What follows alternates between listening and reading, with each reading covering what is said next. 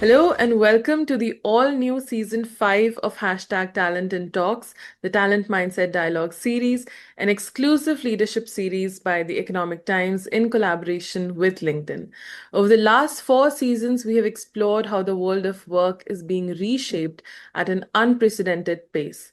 Artificial intelligence, skills disruption, changing workforce expectations, and new business models are transforming not only how organizations operate, but also what it means to build talent for the future. In this environment, the conversation can no longer just be about jobs, roles, or career ladders. It has evolved into conversations about adaptability, learning agility, employability, and the mindset required to thrive amid continuous change. As organizations move forward towards skill based talent strategies and professionals navigate careers that may look very different from those of the previous generations, some questions become increasingly important, like what mindset will define success in the decade ahead? Those are the kind of questions that we want to unpack in this season of Talent and Talks. And to explore that, we are delighted to be joined by two distinguished leaders. Joining us today is Harjeet Khanduja, Senior Vice President HR at Reliance Jio, internationally recognized author, speaker, innovator, and one of the most influential voices shaping conversations around talent, employability, leadership, and the future of work. Welcome, Harjeet. Thank you. Thank you for having me here. Thank you for joining us. We're also joined by Siddharth Ajmera, Head of Key Accounts at LinkedIn, who works closely with organizations navigating workforce transformation, talent strategies, and the evolving skills landscape. Welcome, Siddharth. Welcome to the show. Thank you, Shireen. Pleasure to be here. Thank you so much to both of you for joining us today. And with that, let's dive into today's conversation. Siddharth, over to you for the fireside chat.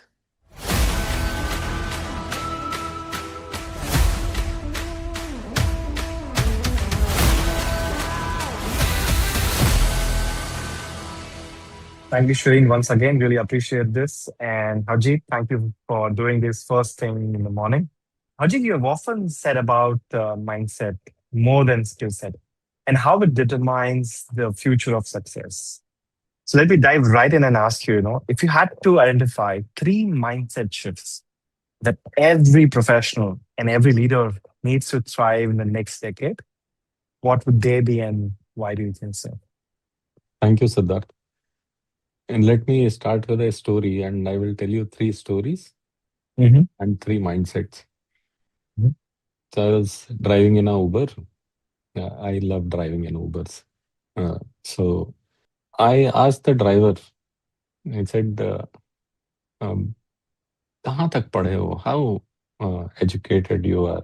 So he said, "I'm MSc in statistics." I said, "Oh, MSc in statistics. Why don't you come to my office and we can discuss a job?" Mm-hmm. He said, "Sir, before taking your call, I was sleeping for 2 hours. Will you allow that in your office?" And that moment I realized that the workforce of today is not looking at a job. What they're looking at is preferences, Mhm, flexibility in the job. So when we are designing jobs for the future, all the leaders will have to think about this aspect because this is not only about livelihood the way our earlier generations have done. Now people want to live life and they want to balance it the way they want to. Second uh, trend which I realized that again was I was traveling in a Uber and the driver was wearing glasses. They were like premium glasses. So I said, "I like your specs." So he said, "Sir, actually, I'm a fashion designer." Then, if mhm, you're a fashion designer, then why are you uh, driving Uber? mhm, You should take a job somewhere. He said, "Sir, sukoon." Which is like calmness is not there in the job. I said, "Why do you say that calmness is not there in the job?" mhm, He said, "Sir, Zaban, managers don't know how to talk, and I can't take that." And that was a realization that we work on n number of things: engagement, uh, longevity of employment. What gets missed is manager maturity. If your managers are mature, and leave apart mm, uh, maturity as a concept, as a bigger concept, thing is, if language can be improved, people know how to talk to people, which is like most of the organizations say respect, but how to make sure respect is happening. That is something. Otherwise, people will choose AI as a manager than choosing a human as a manager.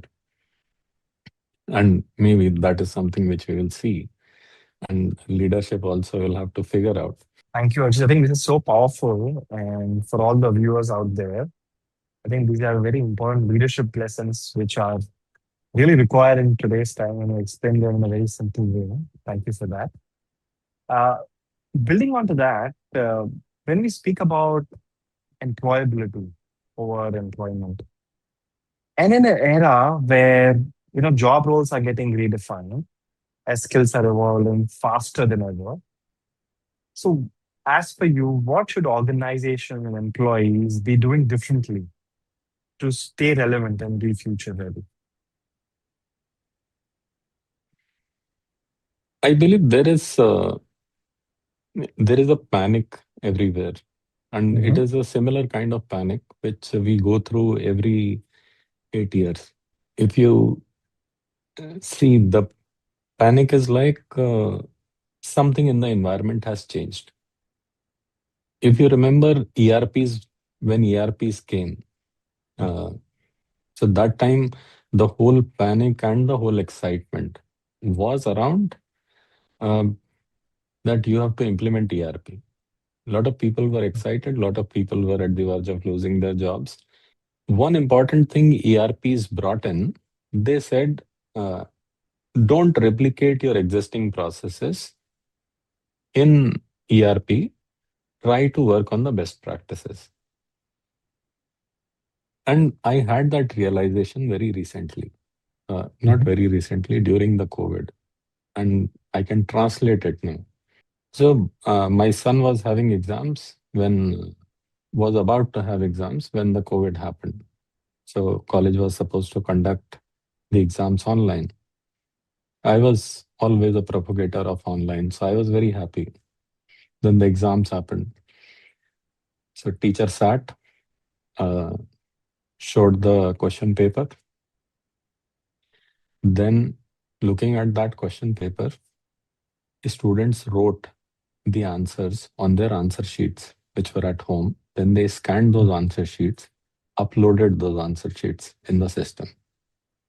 Then teacher downloaded those answer sheets, checked them, again uploaded them. Someone again downloaded those answer sheets and totaled. Why I know that? Because there were totaling mistakes. And I was like, what have they done? Is this how you say that we have gone digital? If they would have used something like Google Forms, which was freely available, that would have been that, oh, you have gone digital. What we try to do is when we have good tools, we try to put our existing process on that tool. And this was happening in 2000, this was happening during COVID. And then I thought, let me do a little experiment. And I said, Hmm. uh, like, now is the AI age. If we have to do this now, so just imagine if you have to do this now, what will you do? So one of my colleagues said, "Look, now if we are doing it, we should have good, powerful proctoring engine. That if somebody is behind because people might do cheating." So I said, proctoring engine is a good suggestion, but are you reimagining this? Because all these answers you're talking about are already available on AI. Whatever questions you ask, the kid is going to put that in the AI engine and will get the answer. And The person is going to paste that answer here. Should you be checking the knowledge this way anymore in the current context? That is like, this is called AI native thinking when the environment around you have changed. Are you thinking your processes based on that new environment and capabilities you have got? Or you are still trying to put your old processes on the new platform? It will not work. And that is the biggest mindset shift which is required for employability. If we keep harping on the same skills which were there before AI, I know the transition has been very sharp as compared to the other transitions.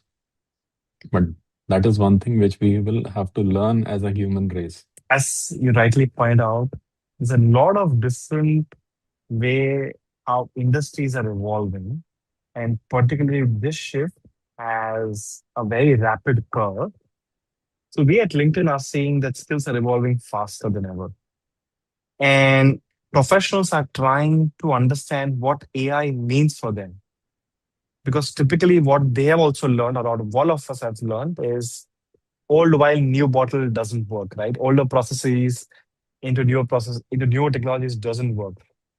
So when we think, or rather, I know we'd love to pick your brains. How are you thinking to prepare your organization and your employees, your leadership team primarily, for future where reinvention becomes constant?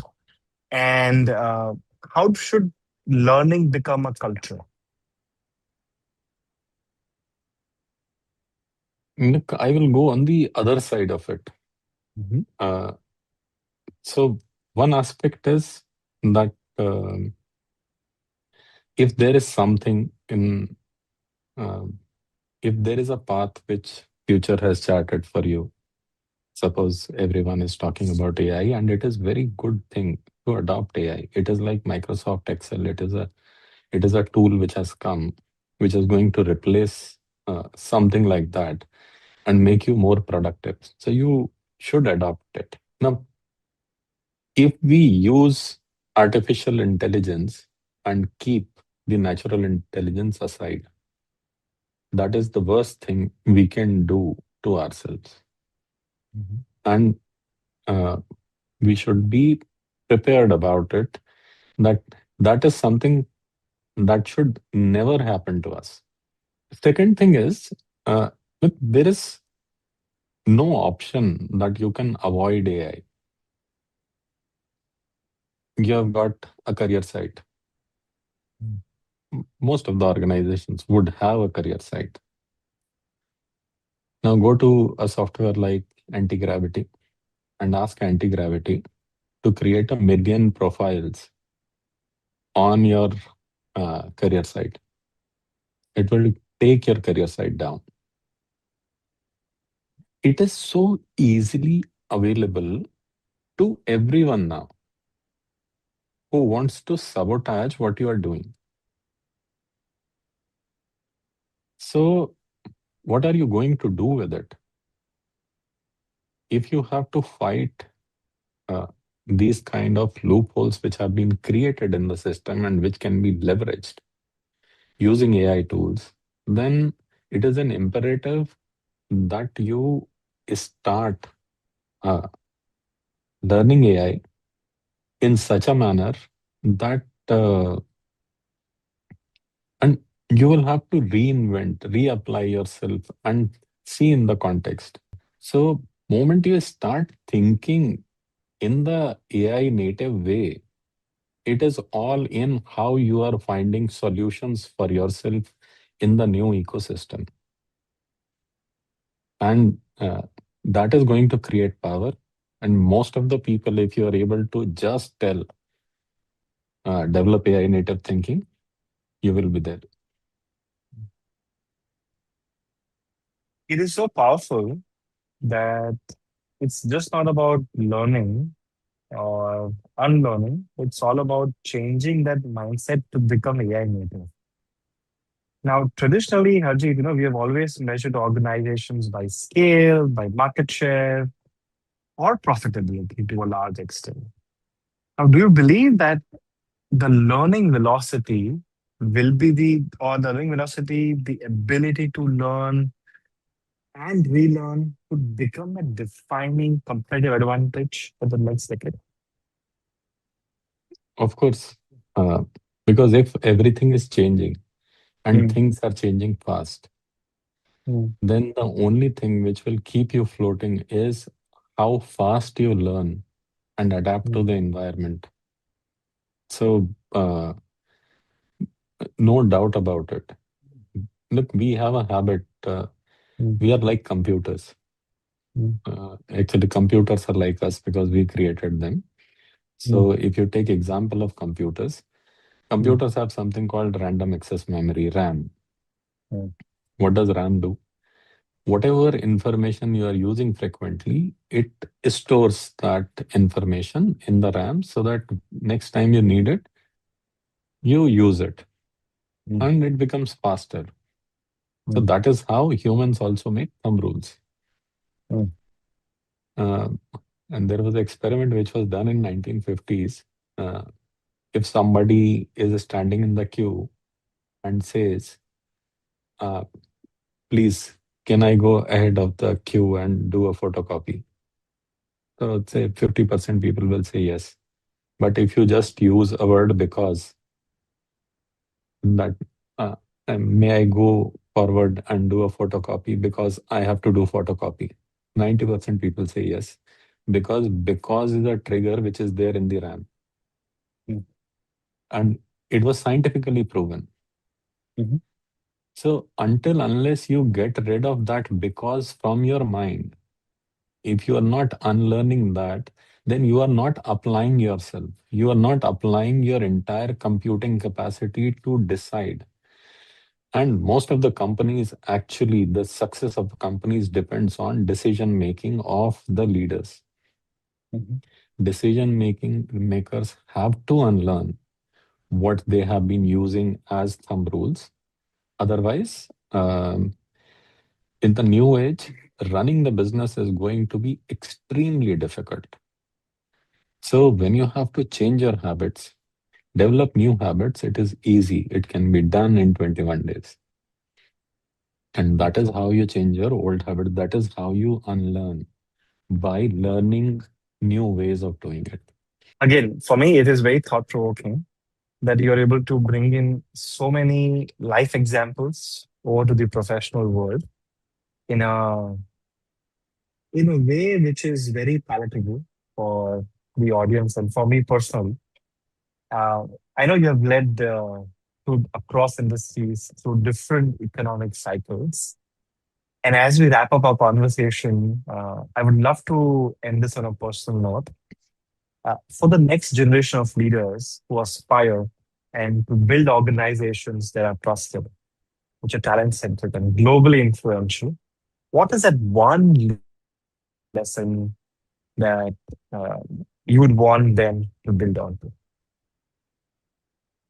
So, I will again end with a story only.